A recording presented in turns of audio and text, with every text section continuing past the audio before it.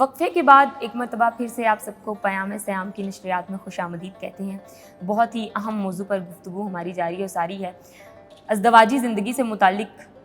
ہمارا آج کا موضوع ہے، اور آج ہمارے ساتھ موجود ہیں ڈاکٹر ساجد اقبال صاحب، اور ان کے ساتھ ہی موجود ہیں الفت جہانگیر صاحبہ۔ دونوں کا میں بہت بہت شکریہ ادا کرنا چاہوں گی کہ جب ہم نے اپنے پروگرام میں ان دونوں کو زحمت دی ہے، یہ لوگ ضرور تشریف لے کے آتے ہیں، اور اس کے لیے آپ دونوں کا بہت بہت شکریہ۔ ڈاکٹر صاحب، اسی موضوع سے متعلق سب سے پہلا سوال آپ سے میں کرنا چاہوں گی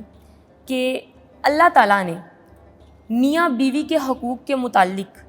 کیا ارشاد فرمایا ہے؟ بسم اللہ الرحمن الرحیم۔ کسی بھی خاندان کا جب آغاز ہوتا ہے تو اس کا آغاز ایک نکاح کے ادارے کے ساتھ ہوتا ہے، اور میاں بیوی کے اس جو رشتہ ہے جس کو نکاح یا شادی ہم کہہ دیتے ہیں عام طور پر، اس کے ساتھ ہوتا ہے۔ گویا کہ ایک نیا خاندان تشکیل پا رہا ہوتا ہے، اور ظاہر خاندان جب ڈیولپ ہوتے ہیں تو اسی کی بنیاد پر معاشرے ڈیولپ ہوتے ہیں، جب معاشرے ڈیولپ ہوتے ہیں اسی کی بنیاد پر قومیں ڈیولپ ہوتی ہیں۔ تو اس کے لیے ایک فرد ایک بنیادی اکائی کی حیثیت سے، اور پھر خاندان اس معاشرے کی اکائی کے حیثیت سے اس کا نظم اور اس کا نظام سمجھنا بہت ضروری ہے۔ دیکھیے کہ اس وقت بہت بڑا جو کرائسس ہے اس وقت دنیا میں انسانی معاشروں کو، اس میں سب سے بڑا مسئلہ یہ ہے کہ وہاں خاندانی نظام جو ہے وہ ڈیولپ نہیں ہو سکا۔ اسلام چونکہ دین فطرت ہے، اور اللہ رب العزت نے جب سے انسان کو پیدا کیا اس کے ساتھ ہی اس کو یہ تعلیمات دیں کہ اس کو یہ سارا نظام خاندان کیسے ڈیولپ کرنا ہے۔ تو جب نکاح ہو جاتا ہے تو قرآن مجید کے الفاظ ہیں ہن لباس لکم وانتم لباس لہن۔ میاں بیوی کا رشتہ آپس میں ایسا ہے جیسے لباس کا ایک فرد کے ساتھ رشتہ ہوتا ہے۔ میں نے اور آپ نے ایک لباس پہن رکھا ہے، وہ لباس جو ہے وہ میرے لیے کیا اہمیت رکھتا ہے آپ اندازہ لگائیں۔ اس لباس سے میری شخصیت کی ایک پہچان ہے، پریزنٹیشن ہے، اور وہ جو لباس ہے وہ میرے جسم کا حصہ ہے۔ اور گویا میاں بیوی بھی ایک دوسرے کا لباس ہیں، ایک دوسرے کے لیے عیب چھپانے کا ذریعہ ہیں، ان کے لیے پردہ کرنے کا ذریعہ ہیں، ایک دوسرے کے محافظ ہیں۔ یہ لباس سارے کام کرتا ہے، اور لباس کے بارے میں قرآن مجید کی تعلیم یہ ہے کہ بہترین لباس ہے وہ تقوی کا لباس ہوتا ہے۔ اس سے ہم بات سمجھنے کی ضرورت یہ ہے کہ جب نکاح حضور علیہ الصلوۃ والسلام جب خود پڑھایا کرتے تھے کسی کا، تو قرآن مجید میں سے وہ آیات کا انتخاب کرتے تھے جس میں تقوی کا حکم ہے، کیونکہ تقوی اللہ کے خوف اور اللہ کی محبت کا نام ہے۔ اپنے ہر عمل کو اللہ اور اس کے رسول صلی اللہ علیہ وسلم کے مطابق ڈھالنے کا نام تقوی ہے۔ اور جب تقوی پیدا ہوتا ہے میاں اور بیوی کے اندر، تو پھر ان کے آپس میں حقوق، آپس میں فرائض کو سمجھنا بھی آسان ہے، ان کو ادا کرنا بھی آسان ہے۔ تو یہاں یہ سمجھیے کہ میاں بیوی کے آپس میں جو حقوق ہیں، ایک دوسرے کا احترام کریں، عزت کریں، اور ایک دوسرے کی امانت کا خیال رکھیں۔ عورت کے تو خاص طور پر اللہ رب العزت نے اور رسول اکرم صلی اللہ علیہ وسلم نے اس عورت کو بشارت دی ہے جو عورت اپنے گھر کا نظام اپنے خامند کی مرضی اور منشا کے مطابق چلاتی ہے، اور اس کی مرضی کے خلاف کوئی کام نہیں کرتی، اور اس کو بہت بڑی بشارتوں سے رسول اکرم صلی اللہ علیہ وسلم نے اس کا اعلان فرمایا۔ اسی طرح مرد کی ذمہ داری ہے کہ وہ عورت کی عزت کرے، اس کے حقوق کا خیال رکھے، اسے ذلیل و خوار نہ کرے، کسی بھی معاملے کے اندر اس کے کم تر نہ سمجھے، اور اس کے حقوق کا اس لیے بھی خیال رکھے کہ اس کے گھر کی ملکہ ہے وہ، اور گھر کی ملکہ جو ہے وہ گھر کا نظام چلاتی ہے، بچوں کی پرورش کرتی ہے، اور سارے چیزوں کا دھیان رکھتی ہے۔ اور یہ صلاحیتیں اللہ رب العزت نے صرف اور صرف عورت کو دی ہیں۔ مرد یہ کام نہیں کر سکتا، مرد کے کام عورت نہیں کر سکتی، عورت کے کام مرد نہیں کر سکتا۔ اس لیے اللہ رب العزت نے فطری طور پر ایک خوبصورت امتزاج اور بلینڈ بنایا ہے، اور یہ مرد اور عورت ایک دوسرے کے محتاج ہیں، ایک دوسرے کی ضرورت ہیں، ایک دوسرے کے بغیر نامکمل ہیں۔ جب یہ دونوں مل کر ایک خاندان کی تشکیل کرتے ہیں، گویا کہ ایک دو مختلف اکائیاں تھیں جو مل گئیں ایک دوسرے کی ضرورت کے طور پر، اور اللہ رب العزت نے ان کے درمیان ایک مودت اور محبت کا رشتہ قائم کیا ہے، اور اس رشتے کی بنیاد پر اللہ رب العزت نسل انسانی کو آگے چلاتے ہیں۔ اس لیے بہت ہی مقدس رشتہ ہے، بہت ہی خوبصورت رشتہ ہے، اور اس کے اندر جو اللہ رب العزت نے ایک حسن اور خوبصورتی رکھی ہے، اس کے نتیجے میں اس انداز میں اس کو دیکھنا چاہیے کہ یہ انسان کی ایک بنیادی ضرورت بھی ہے، اور کسی بھی معاشرے کو ڈیولپ کرنے کے لیے اس خاندان کا مضبوط ہونا بہت ضروری ہے۔ اگر قرآن و سنت کے اندر درج تمام تعلیمات پر غور کیا جائے تو اس کے نتیجے میں یہ پتہ چلتا ہے کہ میاں اور بیوی ایک دوسرے کی عزت اور احترام کریں، حقوق کا خیال رکھیں، تو اس کے نتیجے میں یقینی طور پر ایک اچھا خاندان جو ہے وہ پنپے گا اور پروان چڑھے گا۔ اور اگر خدا نہ خواستہ ان میں کوئی مسائل پیدا ہوتے ہیں، اور انسانی زندگی میں مسائل پیدا ہو جانا کوئی ایسی بات نہیں ہے، ان مسائل کو ٹھنڈے دماغ سے، جذباتیت کو بغیر سمجھنا اور حل کرنا ضروری ہوتا ہے، اور اسی سے پھر ایک اچھا خاندان جو ہے وہ اچھے معاشرے کی ضمانت بنے۔ جذبات سے فیصلہ لینا بھی نہیں چاہیے، کیونکہ اس سے خاندان تباہ ہو جاتے ہیں اور ایک لمحہ نہیں لگتا۔ الفت صاحبہ، کیونکہ آپ بھی یہاں پہ ہمارے ساتھ موجود ہیں، اور بڑی خوشی کی بات ہے کہ آپ کو جب جب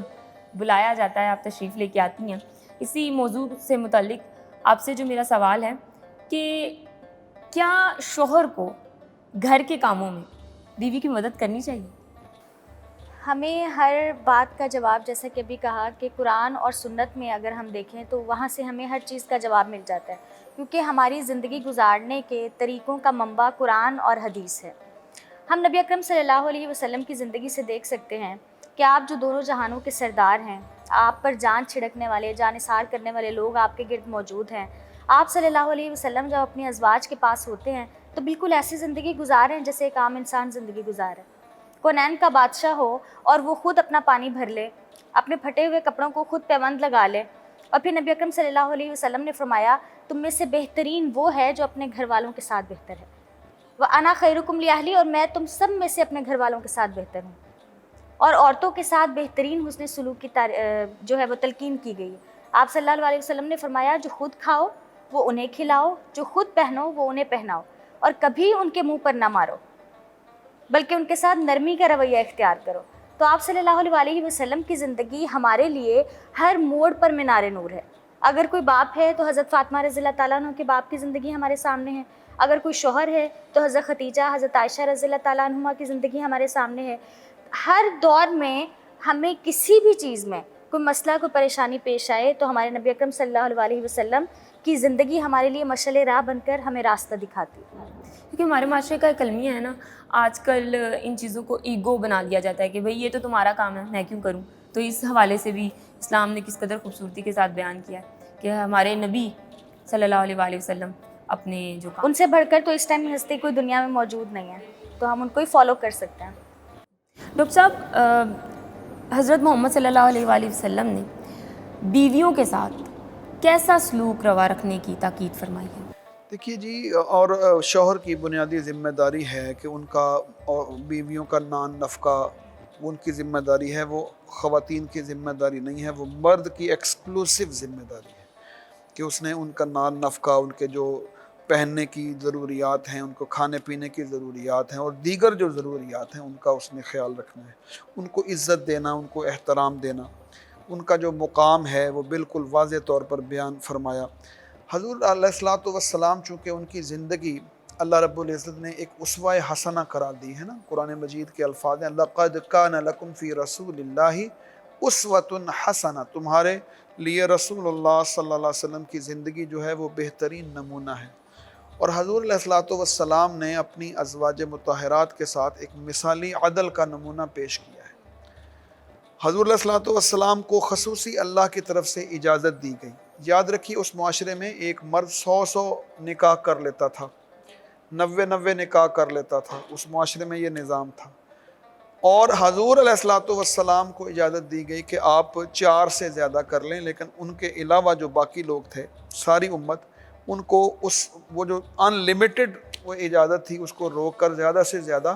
4 کی اجازت دی گئی، اور 4 میں بھی یہ فرمایا گیا کہ اگر فَإِنْ خِفْتُمْ أَلَّا تَعْدِلُوا فَوَاحِدَةٍ، اگر تم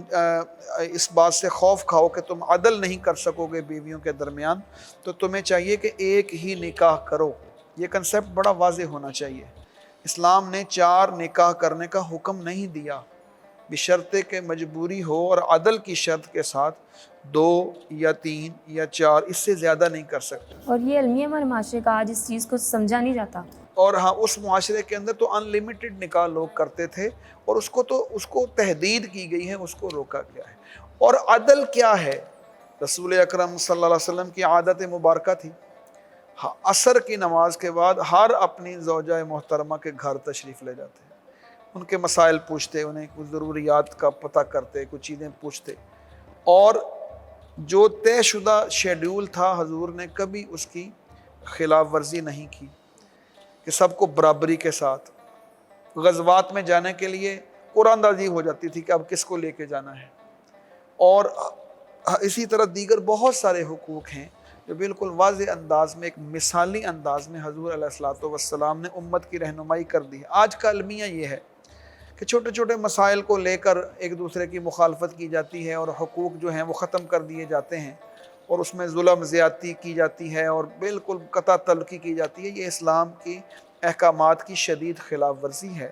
اور ہمیں ان سے بچنے کی کوشش کرنی چاہیے۔ بالکل بالکل درست فرمایا۔ ناظرین، نہایت اہم موضوع پر ہماری گفتگو جاری ہے اور ساری ہے۔ یہاں وقت ہو گیا ہے ایک وقفے کا، وقفے کے بعد دوبارہ حاضر ہوتے ہیں۔ Stay with us.